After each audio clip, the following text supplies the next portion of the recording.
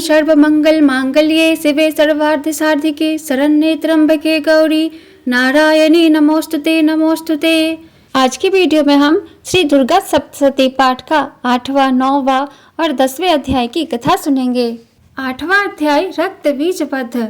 मेधा ऋषि बोले कि चंड मुंड असुरों के वध व विशाल सेना के संहार का समाचार पाकर महाप्रतापी असुराधिपति शुंभ को बड़ा क्रोध आया। उसने क्रोधावेश में ही अपनी संपूर्ण आसुरी सेना को युद्ध के लिए प्रस्थान करने का आदेश देते हुए कहा कि आज युद्ध के लिए उदायुध नामक 86 दैत्य सेना नायक अपनी सेनाओं सहित प्रस्थान करे। 50 कोटि वीर्य कुल के और 100 ध्रुव कुल के दैत्य सेना नायक मेरे आदेश से अपनी अपनी सेनाओं सहित युद्ध हेतु प्रस्थान करे। दौहर्द मौर्य और काल के असुर भी युद्ध के लिए तत्पर होकर मेरे आदेश से शीघ्र ही युद्ध भूमि की ओर प्रस्थान करे। इस प्रकार आदेश देकर महाप्रतापी असुर राज शुंभ स्वयं भी हजारों विशाल सेनाओं सहित युद्ध के लिए प्रस्थान कर गया। उस असुराधिपति की भीषण सेना को आते देख चंडिका देवी ने अपने धनुष की टंकार से धरती आकाश के मध्य भाग को गुंजनमान कर दिया। हे राजन, तत्पश्चात देवी का वाहन सिंह भीषण रूप से दहाड़ने लगा। अंबिका के घंटा नाद ने सिंह की दहाड़ में अभी वृद्धि कर दी। इस प्रकार सिंह की दहाड़ घंटा नाद से दिशाएं गूंजने लगी। साथ ही काली देवी ने अपने विकराल मुख को फैला लिया।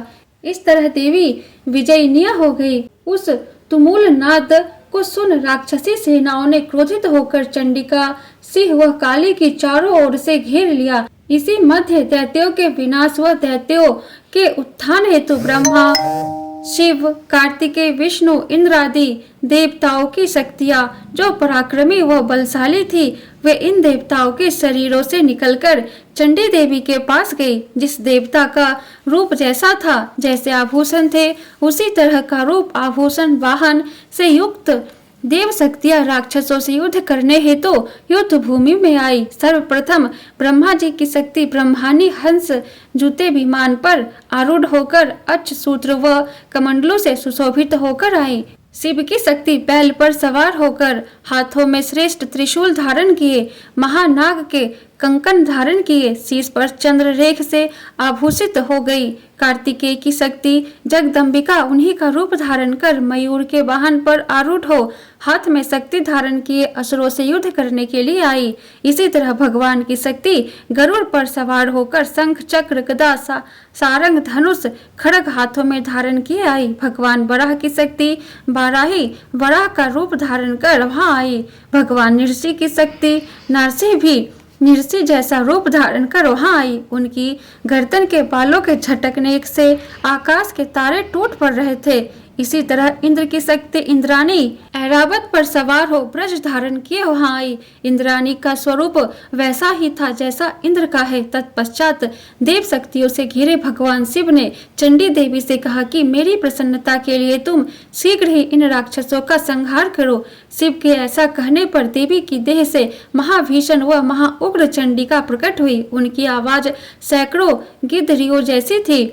उन अपराजिता देवी ने धूम जैसी जटा वाले भगवान शिव से कहा कि आप मेरे दूत के रूप में शुंभ निशुंभ असुरों के पास जाइए और उन अभिमानी राक्षसों से तथा उनके अतिरिक्त भी जो असुर युद्ध के लिए वहां तत्पर हो, उनसे कहिए कि दैत्यों, यदि तुम लोग जीवन की कामना करते हो तो इंद्र को तीनों लोकों का राज्य देकर, देवताओं को उनका यज्ञ भाग के उपभोग का अधिकार देकर पाताल में लौट जाओ। यदि अपने बल के गर्भ में आकर युद्ध ही करना चाहते हो तो फिर मैदान में आ जाओ। तुम्हारे मांस से मेरी योगिनियां ही तृप्त होगी। उस देवी ने भगवान शिव को दूत कर्म में नियुक्त किया था, इसलिए संसार में वह शिवदूती के नाम से प्रसिद्ध हुई। भगवान शिव के मुख से देवी का संदेश सुनकर वे महाबलशाली राक्षस क्रोधित होकर उस ओर गए जहाँ कात्यायनी देवी विराज रही थी। फिर तो वे राक्षस क्रोध में भरकर देवी पर बाण, शक्ति आदि शस्त्रों की वर्षा करने लगे, लेकिन देवी ने खेल ही खेल में धनुष की टंकार कर उससे छोड़े वानों द्वारा असुरों के वान, शूल, शक्ति, फरसों आदि को काट डाला। फिर काली उस देवी के साथ आगे खड़ी होकर शत्रुओं को त्रिशूल के प्रहार से विदीर्ण करने लगी और खटवांग से कुचलती हुई युद्ध भूमि में विचरण करने लगी।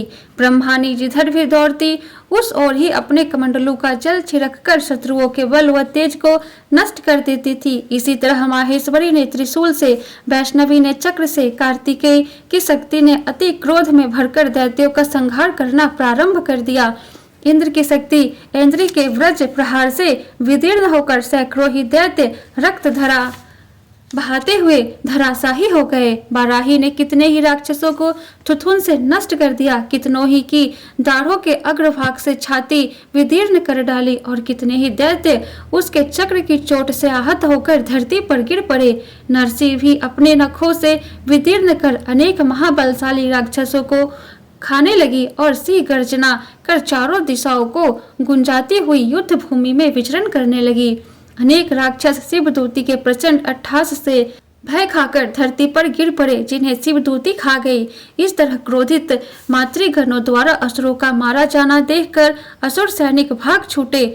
उन्हें भागते देख रक्त बीजासुर क्रोधित होकर युद्ध के लिए आ पहुंचा। उसके शरीर से रक्त की बूंदें धरती पर गिरने लगी। जैसे ही उसके शरीर से रक्त बूंद धरती पर गिरती, उसी के समान बलशाली एक अन्य असुर धरती पर उत्पन्न हो जाता। वह रक्त बीज हाथ में गदा लेकर इंद्री के साथ युद्ध करने लगा।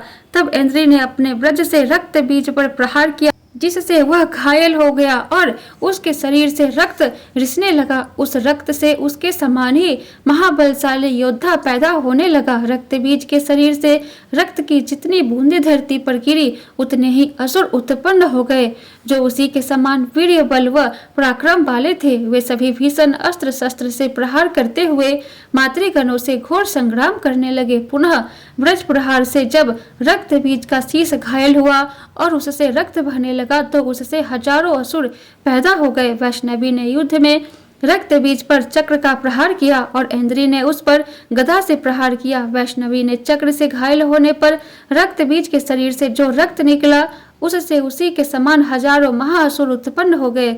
उन असुरों से सारा संसार व्याप्त हो गया। कौमारी ने शक्ति से, बराही ने खड़ग से व माहेश्वरी ने त्रिशूल से महाअसुर रक्त बीज को घायल कर दिया।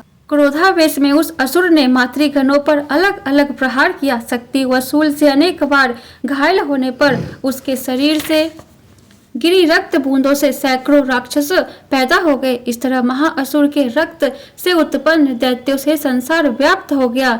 फलस्वरूप देवता भयभीत हो गए। देवताओं की यह दशा देख चंडिका ने काली से शीघ्र कहा कि हे चामुंडे, तू अपना मुख फैला लो और मेरे शस्त्र पात्र से गिरने वाली रक्त बूंदों व उन रक्त बूंदों से उत्पन्न होने वाले असुरों को तुम शीघ्रता से खा जाओ। इस तरह रक्तोत्पान असुरों का भक्षण करती हुई तुम रणभूमि में विचरण करो। इस प्रकार जब उस राक्षस का रक्त छीन हो जाएगा, तब वह स्वतः नष्ट हो जाएगा, क्योंकि फिर दैत्य के रक्त से अन्य असुर उत्पन्न नहीं हो पाएंगे। काली से ऐसा कह चंडिका ने रक्त बीज पर त्रिशूल से प्रहार किया और काली ने उसका रक्त पी लिया। तब उस असुरों ने चंडिका पर गदा से प्रहार किया, लेकिन गदा प्रहार से देवी का कुछ भी नहीं बिगड़ सका। रक्त बीज के घायल शरीर से काफी मात्रा में रक्त गिरा, लेकिन जैसा ही रक्त गिरा, चामुंडा ने उसे पी लिया।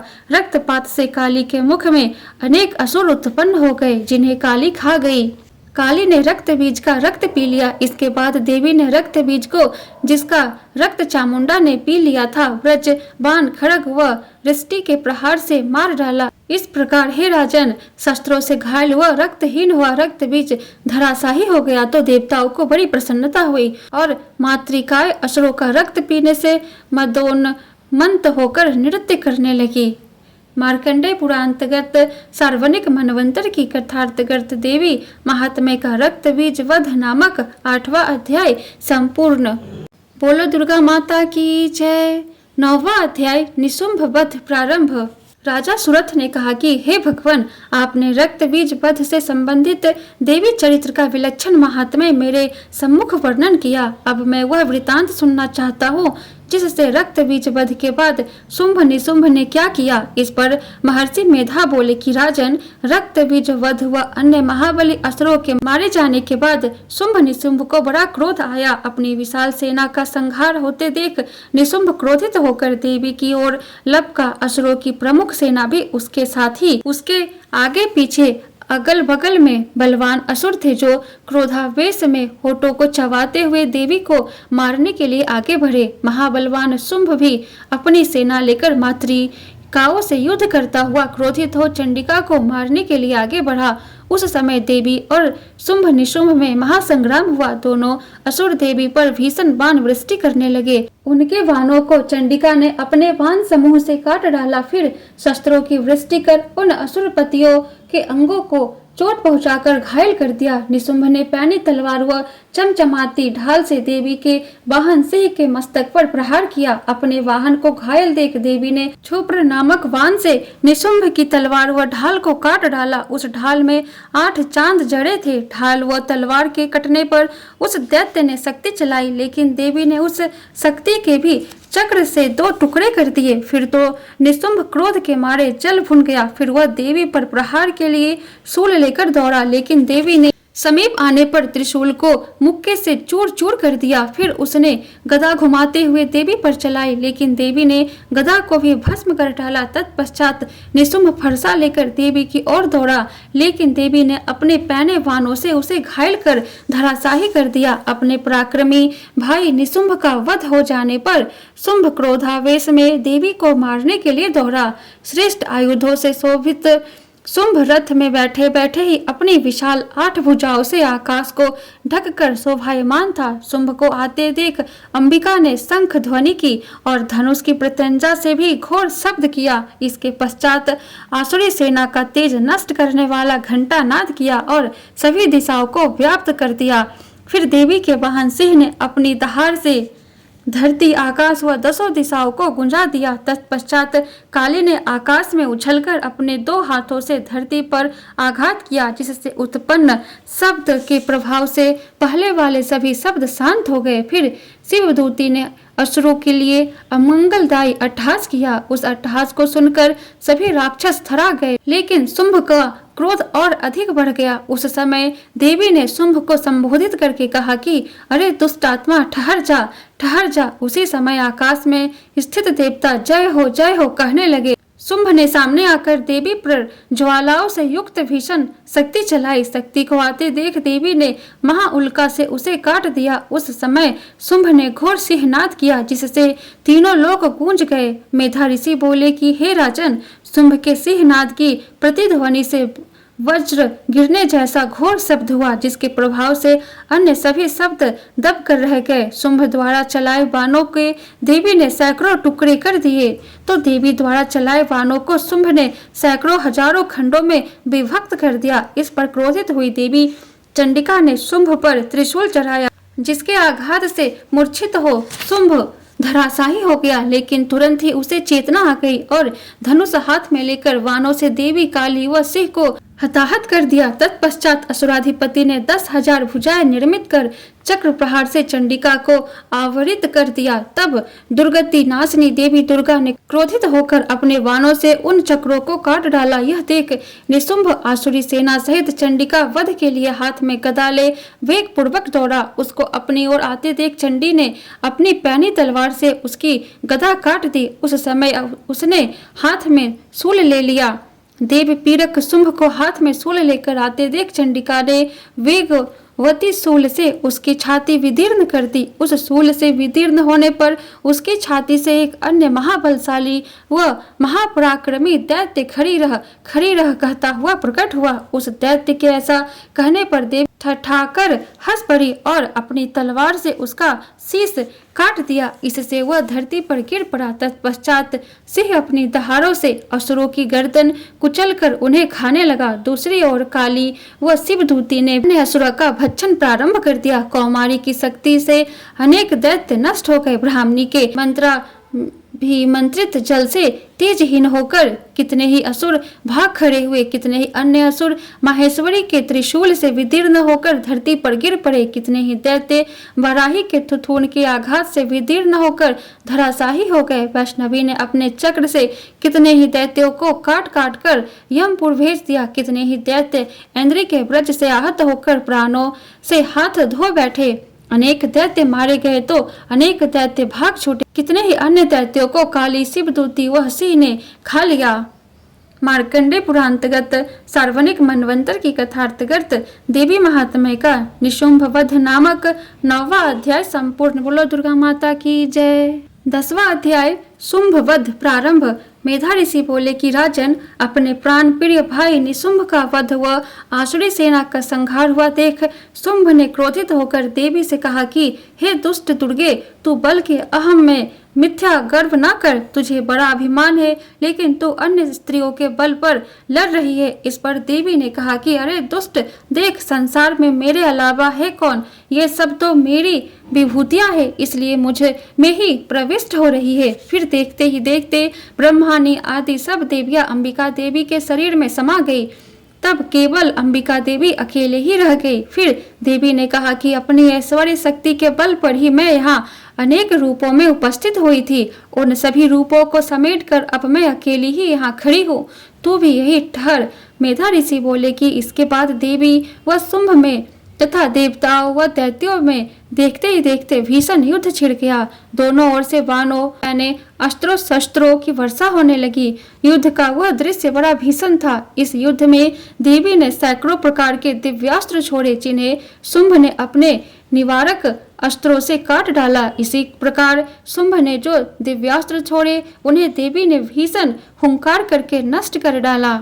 फिर उस दैत्य ने सैकड़ों बाणों से देवी को पूरी तरह ढक दिया। इस पर देवी ने क्रोधित होकर एक ही बाण से दैत्य का धनुष काट दिया। धनुष के कटने पर शुंभ ने हाथ में शक्ति ले ली, लेकिन देवी ने अपने चक्र से उसकी शक्ति को काट डाला। फिर वह असुर शुंभ चमकती ढाल व तलवार हाथ में लेकर देवी पर आक्रमण करने लगा, लेकिन देवी ने उसे अपनी ओर आते देख धनुष से छोड़े तीखे बाणों से उसकी चमकती ढाल व तलवार को काट डाला। उस दैत्य के घोड़े व सारथी भी मारे गए। इस पर क्रोधित हुआ असुर हाथ में मुदगर लेकर देवी को मारने के लिए तत्पर हुआ। उसे अपनी ओर आते देख देवी ने अपने पैने बाणों से उसका मुदगर नष्ट कर दिया। मुदगर के नष्ट होने पर वह दैत्य मुक्का तान कर देवी की ओर लपका। उस दैत्य ने देवी की छाती पर मुक्का मारा। तब देवी ने उस असुर की छाती पर एक चपेटा मारा। थप्पड़ खाकर वह दैत्य शुंभ धरती पर गिर पड़ा, लेकिन तुरंत उठकर खड़ा हो गया और उछाल मारकर देवी को ऊपर आकाश में ले गया। उस समय देवी बिना किसी आधार के शुंभ से युद्ध करने लगी। इस प्रकार देवी व दैत्य शुंभ में भीषण आकाशीय युद्ध होने लगा। वह युद्ध सिद्धों व मुनियों को भी आश्चर्यचकित कर देने वाला था। देवी आकाश में उस दैत्य के साथ काफी समय तक युद्ध करती रही। फिर देवी ने शुंभ को आकाश में ही घुमाकर धरती पर पटक दिया। धरती पर आकर वह दैत्य चंडी देवी का वध करने के लिए पुनः आकाश की ओर लपका। उस समय देवी ने अपने त्रिशूल से उसकी छाती विदीर्ण करके उसे पुनः धरती पर गिरा दिया। देवी के त्रिशूल की धार इतनी पैनी थी कि उसके लगने से घायल होकर शुंभ प्राणों से हाथ धो बैठा। उसके पृथ्वी की ओर आते समय समुद्र द्वीप पर्वतादि सहित पृथ्वी भी कांपने लगी। उस दुष्ट असुर के मरने के बाद सारा संसार सुखी हो गया और आकाश निर्मल हो गया। पहले जो उत्पातों के प्रतीक मेघ व उल्कापात होते थे, वे सब शांत हो गए। शुंभ वध के बाद नदियां उचित मार्ग से बहने लगी। सभी देवता मन में बड़े प्रसन्न हुए। गंधर्वनियां व अप्सराएं नाचने लगी और गंधर्व गाने बजाने लगे। पवित्र वायु बहने लगी। सूर्याभा उत्तम हो गई। यज्ञशालाएं फिर से प्रज्वलित होने लगी। सर्वत्र सुख शांति छा गई। मार्कंडे पुरांतगत सार्वनिक मनवंतर की कथार्थगत देवी महात्म्य का शुंभ वध नामक 10वां अध्याय संपूर्ण। बोलो दुर्गा माता की जय, शौर्य वाली माता की जय, नव दुर्गा की जय।